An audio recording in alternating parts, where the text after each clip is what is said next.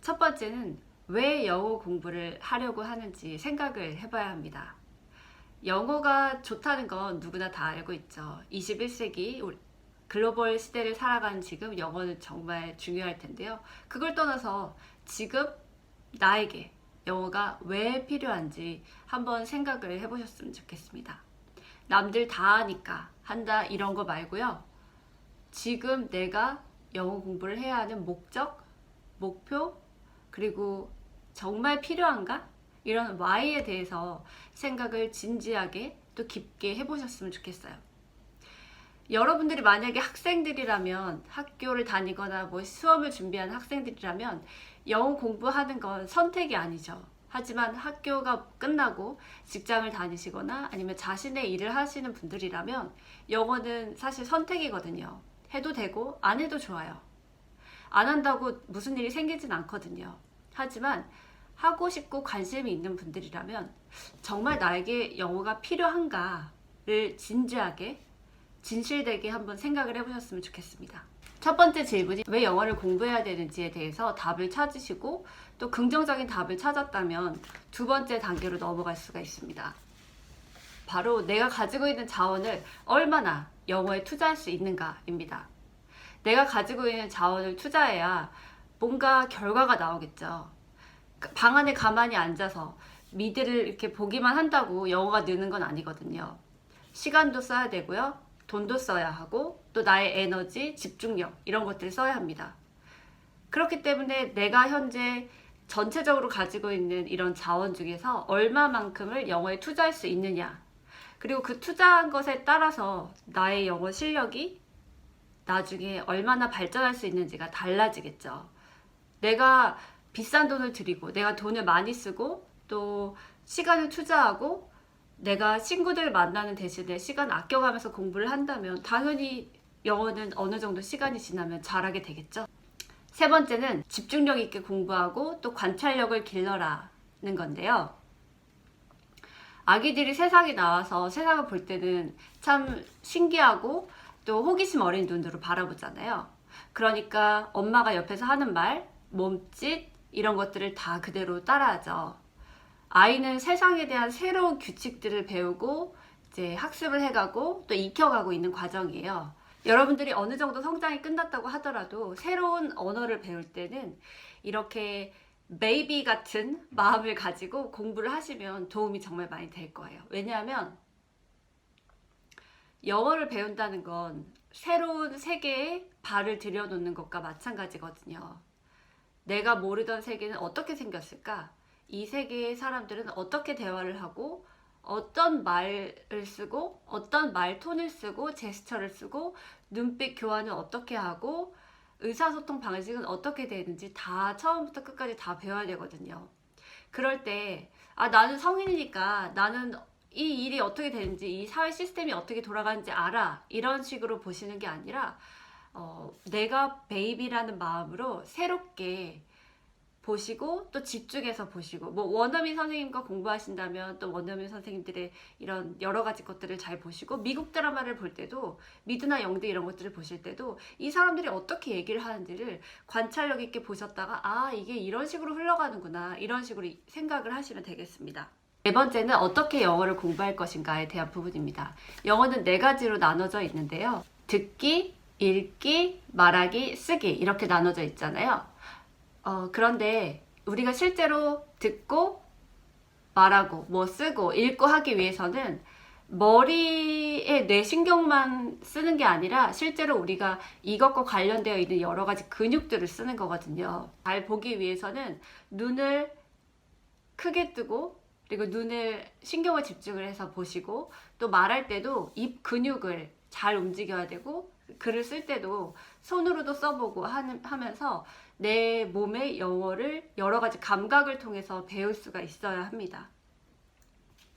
그리고 또 외국인들은 바디랭귀지 많이 쓰잖아요. 이런 것들 같이 몸으로도 체화를 해보면서 느껴야지 이게 언어라는 거 누가 굉장히 자연스럽게 나오기를 원하시잖아요. 그러면 누가 눌렀을 때 바로 반응이 나오는 것처럼 Hi, how are you? 했을 때 Fine, thank you 라는 굉장히 자연스럽게 나오는 이런 영어처럼 할 수 있어야 하거든요.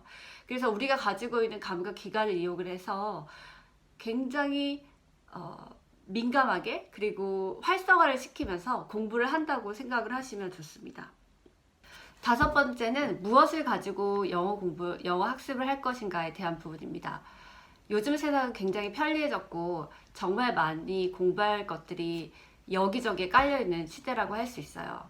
TV를 켜도 미국 드라마, 영국 드라마가 나오고 영화관에 가도 또 여러 가지 헐리우드 영화나 뭐 외국 영화들을 볼 수 있고 집에서도 편안하게 공부를 할 수 있고 온라인, 오프라인 뭐 이런 식으로 공부를 하실 수도 있고요. 또 시험 영어를 한다면 또 그런 것들 자체가 영어 공부를 할 수 있는 중요한 그 자료가 되겠습니다. 다섯 번째는 팁과 툴인데요. 미드를 공부한다고 했을 때 어떤 사람은 미드를 한번 보고 눈으로만 보고 아 재밌다 이렇게 하고 치워버리는 사람이 있을 거고요. 어떤 사람은 미드를 보면서 아 이번에는 내가 얼마나 아는지 이해를 해보고 아 이게 원어민들은 이렇게 대화를 하는구나 알아가고 그 다음 한 번 더 보면서 아 이건 잘 안 들렸었는데 아 이런 뜻이 있구나 배워가고 또 사전을 찾아서 이 모르던 뜻을 알고 또 다시 한번 내가 이 스크립트를 찾아서 말로 해보면서 굉장히 심도 있게 공부를 하는 방법도 있을 거예요. 그래서 한 가지 자료를 두고 공부를 하더라도 누가 어떻게 공부하느냐에 따라서 방식이 굉장히 다양할 수 있어요. 이것들은 경험과 시행착오를 통해서 알 수가 있는 부분이고요. 제가 나중에 차차 알려드리도록 하겠습니다. 일곱 번째는 네이티브에 대한 정의, 생각을 한번 해보셨으면 좋겠습니다. 네이티브 영어, 원어민 영어, 완벽한 영어란 무엇인가? 많은 사람들이 이 부담감 때문에 영어를 하기를 주저하시더라고요. 그 부분이 굉장히 안타까웠고 그렇다면 원어민처럼 하는 게 좋은 건가? 잘하는 건가? 이런 걸 질문할 수도 있겠지만 가능한가부터 생각을 해보셨으면 좋겠습니다. 그리고 그렇게 될 필요가 있을까 한번 생각을 해보셨으면 좋겠고요. 저도 원어민을 보면 부러울 때가 있어요. 왜냐하면 제가 모르는 그들의 문화를 그들은 이미 알고 있고 경험을 통해서요. 그들은 거기에 살았으니까. 그리고 그 원어민들이 하는 발음의 유창성 이런 것들은 굉장히 따라가기가 어렵거든요. 하지만 사실 원어민처럼 된다는 것은 외국인으로서 10년, 20년 그 사람들과 부대끼고 같이 경제 활동을 하고 살아가고 또 엄청나게 많은 시행착오를 겪으면서 그 문화를 다 경험을 해볼 수 있는 그런 기회가 주어질 때만 가능하다고 생각을 해요. 굉장히 어려운 일이에요. 나에게 필요한 영어가 무엇인지 한번 생각을 해보셨으면 좋겠어요. 제 생각으로는 통하는 영어, 내가 말했을 때 이 상대방이 내 영어의 의미를 제대로 정확하게 오해 없이 들을 수가 있고 그렇게 해서 그 사람이 나에게 또 자신만의 의견을 주고 계속 피드백을 서로 주고받을 수 있고 커뮤니케이션이 된다면 그 정도로 충분하다고 봅니다. 이 과정에서 얼마나 많은 실수를 하겠습니까? 또 얼마나 많은 콩글리시를 하겠습니까? 하지만 그런 것들은 세컨더리한 문제라고 생각을 하고요. 정말 의지가 있고 내가 잘하고 또 내가 목표가 분명하다면 이런 것들은 중요하지 않다고 생각을 해요. 아홉 번째는 심리, 자신감, 멘탈, 마인드셋에 대한 거예요. 말을 하기 위해서는 에너지가 필요하죠. 생각도 있어야 하지만 내가 이 사람과 이야기를 하고 싶다라는 의지, 또 자신감도 있어야 할 거예요. 영어로 말하기를 할 때 굉장히 중요한 것 중에 하나가 자신감이거든요. 내가 자신감이 없으면 이 말을 해도 될까?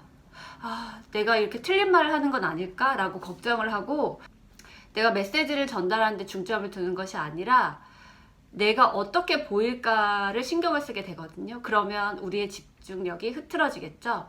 지속적으로 반복해서 연습을 하다 보면 어색했던 것도 익숙해져요. 계속해서 반복해서 연습을 하다 보면 어색했던 부분들이 많이 부드러워지고 또 자연스럽게 되거든요. 그러면 내가 이거 어색해 보이는 거 아닐까라고 고민했던 부분들이 훨씬 좋아지게 되고 남들이 봤을 때는 자연스럽다라는 말을 할 정도로 될 거예요.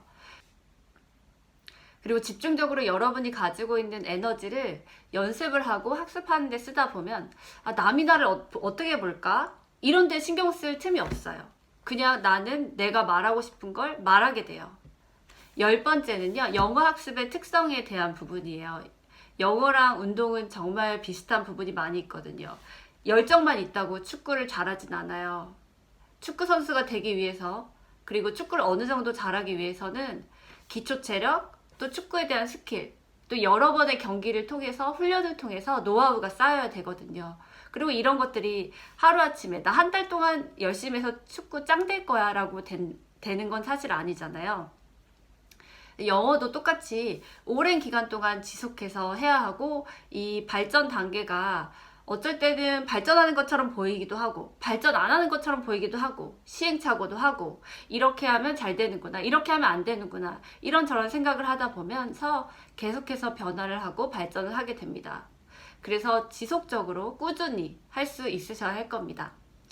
이번 영상이 여러분들에게 도움이 되었기를 바라고요. 저는 다음 이 시간에 또 좋은 영상으로 찾아뵙겠습니다. 감사합니다.